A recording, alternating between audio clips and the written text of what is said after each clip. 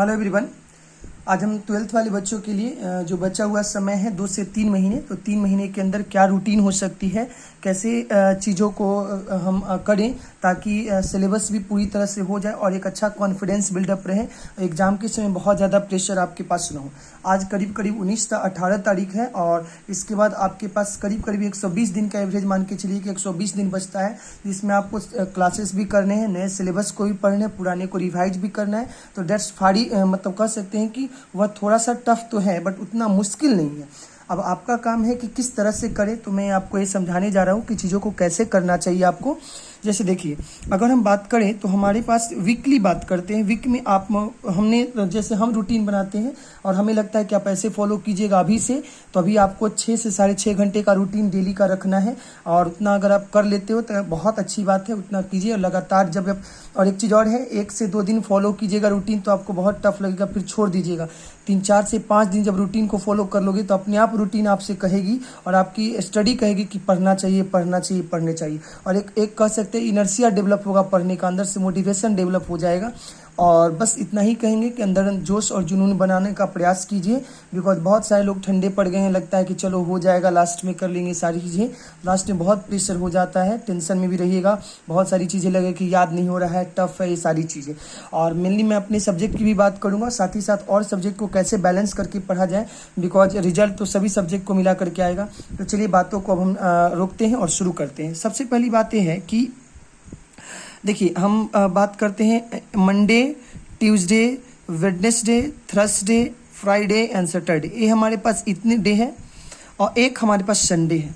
Sunday को मैं special day रखता हूँ, फ्री डे मान लेते हैं। कि अब सबसे पहले हम संडे की ही बात करेंगे। देखिए जनता, संडे में आपको क्या करना चाहिए कि संडे में जो भी क्लास जाते हैं आप क्लास जाइए, क्लास का वर्क आकर के कर लीजिए, घर पे नोट्स को पढ़ लीजिए, वर्क करें, नोट्स को स्टडी कर लीजिए, ठीक है, नोट्स को स्टडी कर लीजिए। इतना कर लेने के बाद अब नेक्स्ट काम क्या है, हिंदी की तरफ चलते हैं और साथ ही साथ इंग्लिश की तरफ चलते हैं। तो हमारे अनुसार लगता है कि हिंदी इंग्लिश का अगर आप रेगुलर क्लास करते हैं तो ठीक है, और उसको रास्ते में या जैसे भी हो 10-5 मिनट दे करके चीज़ों को देखते रहिएगा। जहाँ या क्लास जाइएगा तो क्लास के पहले भी आपको टाइम मिलेगा, 10 से 5 मिनट क्लास के बाद ही मिलता है, तो टाइम तो बचाना आपका काम है। हिंदी इंग्लिश 3.5 घंटे संडे को और 3.5 घंटे इंग्लिश संडे को पढ़ना ही पढ़ना है, जिसमें आपको ग्रामर, थ्योरी सारी चीज़ें करनी है। कम से कम हिंदी में 1 कविता कर लेना है, 2 कहानियाँ कर लेनी है, चाहे 2 कविता 2 कहानी तेज़ी से पढ़ लिए या यूट्यूब से जा करके उससे सुन लिए, टॉपिक डालिएगा, आकर के समझा दिया जाएगा आपको, तो चीज़ें आपको तैयार हो जाएंगी। और ग्रामर का कोई 1 या 2 टॉपिक फिनिश करना है। 3.5 घंटे में क्या क्या करना है, इंग्लिश में भी वही काम कि 2 पोयम याद कर लेना है, 2 कविता। उसके बाद जनता आपको करना चाहिए 2 स्टोरी कर लेना है, देख लेना है, तेज़ी से पढ़ते जाइए, स्टोरी को आने लगेगा। और उसके बाद ग्रामर पढ़ लेना है, ठीक है, ग्रामर कीजिए। और ये अगर आप संडे के संडे भी करते हो, फार बेटर, 7 घंटे का है रूटीन, तो संडे को आपको ये रखना है। इतना करके आप आराम से कूल होकर के चीज़ों को एंजॉय करना है, करते रहिए। तो 3 और 7 घंटे हैं और क्लास में जो भी आपको लगे समय, आपको समय बचने वाला नहीं है। इतना ध्यान रखिए कि अगर आपका समय बच रहा है, टाइम किल हो रहा है, तो आपका रिजल्ट भी किल हो रहा है। जितना % आप मेहनत करोगे रिजल्ट में वो दिखेगा। तो ये रहा संडे का वर्क। संडे में क्लास नोट्स प्लस वर्क जो आप क्लास संडे का है वो कर लीजिए, क्लास वर्क। और बाकी हिंदी 3.5 घंटे पढ़ना है, इंग्लिश 3.5 घंटे पढ़ना है, और आपको पोयम करना है। और मतलब इंग्लिश और हिंदी में आपको जो अच्छा लगे, जिस वजह से जल्दी जल्दी सिलेबस फिनिश होता है। मुझे तो लगेगा कि आप यूट्यूब से जा करके ही जल्दी से, या अगर क्लास करते हैं किसी सर के पास तो सर का जो भी पढ़ाया हुआ नोट्स है उसी को 3.5 घंटे में जल्दी जल्दी ग्रामर पढ़ें, थ्योरीज पढ़ें, पोयम तैयार करें, इतनी सारी चीज़ें कीजिए। या जो सर गेस क्वेश्चन देते हैं तो जल्दी जल्दी गेस क्वेश्चन का ही आंसर लिखें और गेस क्वेश्चन का को याद करना शुरू कर दें। ध्यान रखें कि अब लिखने का समय चला गया, अब आपको चीज़ों को बोल बोल करके, पहली बात फिर से ध्यान रखें, बोल बोल के याद करना है। आप अपने सिंगल रूम में बैठ जाइए किसी साइड जगह पर और बोल बोल करके मन में, चाहे ऐसे मन में तो नहीं, बोल ही के याद कीजिए, बोल बोल करके स्टोरी बोल के पोयम करो तो आपका हो जाएगा, बहुत अच्छा हो जाएगा। अब चलते हैं जरा Monday, Tuesday, Wednesday, Thursday and Saturday को क्या करना है। हमारे पास 3 सब्जेक्ट है, मैथ, फिजिक्स एंड केमिस्ट्री। जिनके पास बायो है तो यहाँ पर बायो भी कर लीजिएगा, मैथ, फिजिक्स, केमिस्ट्री। जिनका बायो है तो उनका घंटा बढ़ जाएगा। तो ये हम रखते हैं 6 घंटे, 6 आवर।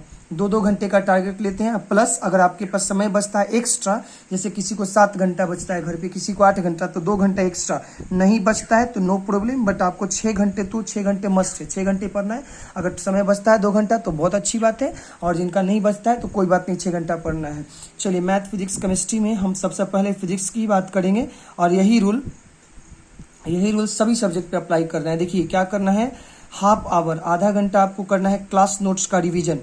जो भी क्लास जा रहे हैं तो क्लास नोट्स का क्या कर देना है, रिवीजन कर देना है।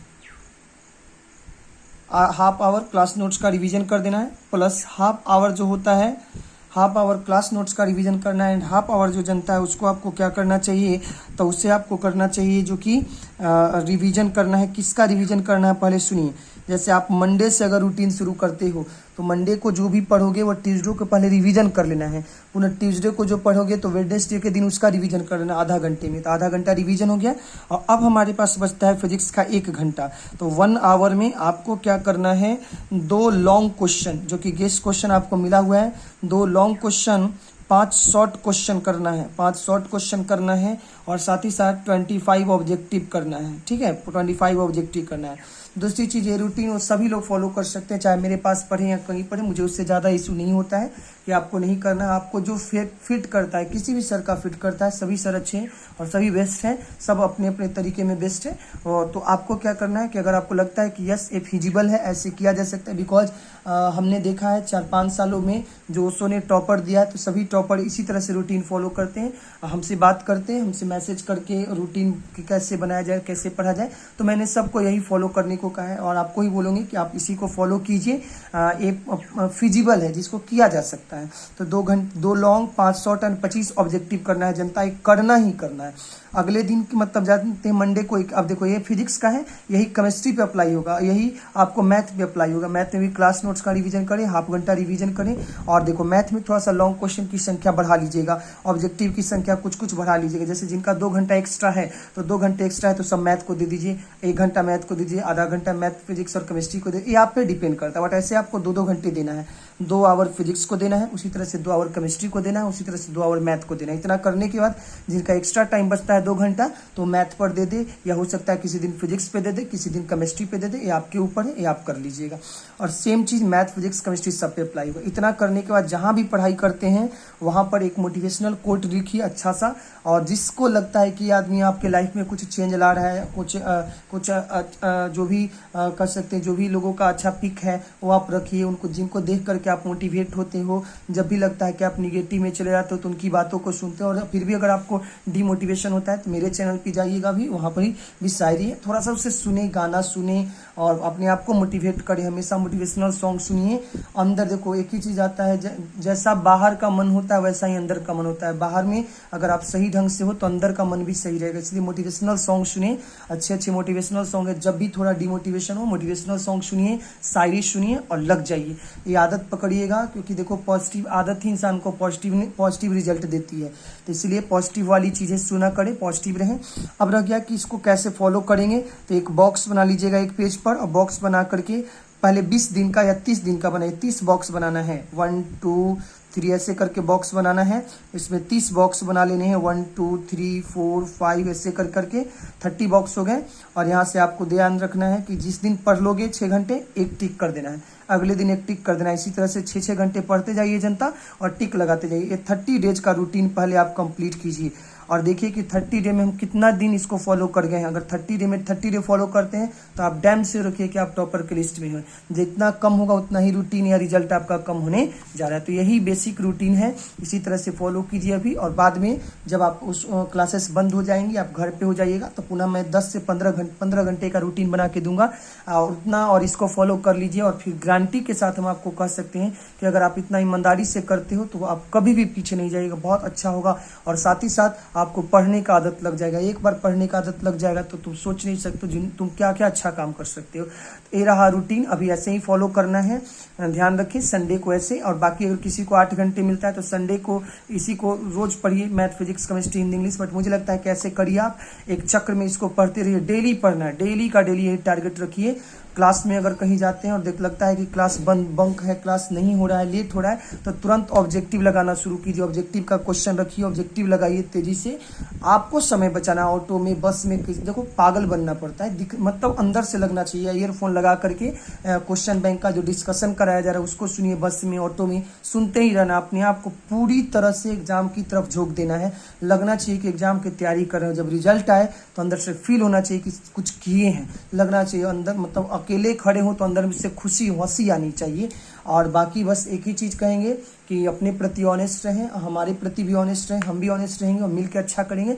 और बाकी तो एंजॉय करने के लिए रिजल्ट के बाद खूब एंजॉय किया जाएगा। चलिए जनता, मिलते हैं। हमें आशा है कि आप इसे फॉलो कीजिएगा। और बस और बहुत लोगों को लगता है एक चीज़ और मैं कर सकता हूँ कि देखिए पिछले साल के या उसके पिछले साल के जो कुछ टॉपर थे वो क्या करते थे कि डेली रूटीन फॉलो करते थे। वो लोग पुराना कॉपी खरीद लिए थे, रफ पेपर खरीद लिए थे, सादा वाला मार्केट में मिलता है, और उसी पर पढ़ते थे और 6 घंटे का पढ़ लेते थे जिस दिन, तो अगले दिन आकर के हमसे साइन करा लेते थे। इससे उनका डिसिप्लिन बना रहता था।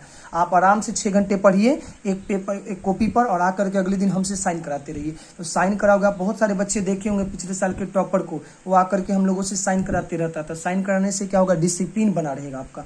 डेली 6 घंटा पढ़िए, जहाँ पेज खत्म हो गया वहाँ का अगले दिन साइन कराइए, पुनः अगले दिन साइन कराइए। जब ऐसा करने लगोगे तो आपका एक टारगेट बना रहेगा। किसी भी सर से करा सकते हो, कोई जरूरी नहीं है, बट हाँ आपको जिनके बारे में लगता है कि ये सर सही गाइड कर रहे हैं, मोटिवेट करते, तो आप उन्हीं का देखो, ताकि उनसे साइन कराते रहिए, ताकि आपका एक बैलेंस बना रहे कि हाँ 6 घंटे पढ़ते हैं।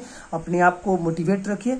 चलिए ठीक है, थैंक यू एवरीवन और बाय एवरीवन। होप सो कि आप इसको फॉलो कीजिएगा। इसी तरह का एक बॉक्स बना लीजिएगा जहाँ स्टडी टेबल है, और किसी भी इंसान का, जो भी इंसान आपको मोटिवेटेड इंसान लगता है, उसका वॉलपेपर लगा लीजिए अपने मोबाइल में, और उनको देखते रहिए, मोटिवेट रहिए, ऑनेस्ट उनकी, और उनके जो भी विचार है उनको सुनिए। और जब भी मन न लगे तो मोटिवेशनल सॉन्ग और शायरी सुना करें।